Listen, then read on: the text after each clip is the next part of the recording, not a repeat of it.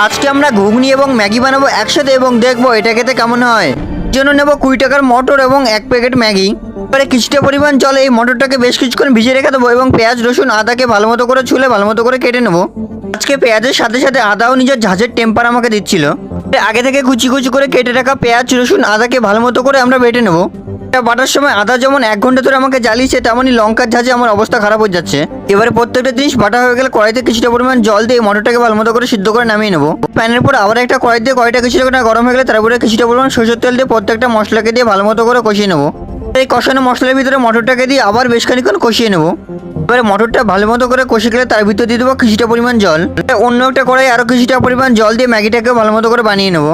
একটা বাটিতে ম্যাগিটাকে নামিয়ে তারপর দিয়ে দেবো বেশ কিছুটা পরিমাণ ঘুগনি। কিছুটা ঘুগনি দেওয়া হয়ে গেলে ফাইনালি এটা দেখতে কিছুটা এরকম। তো চলো এবার এটাকে টেস্ট করে দেখা যাক এটা খেতে কেমন হয়। কথা বলতে এটা দেখতে ছিল রামেনের মতো এবং স্বাদ ছিল তার থেকে বেশি, তো আমারই বেশ ভালোই লেগেছে।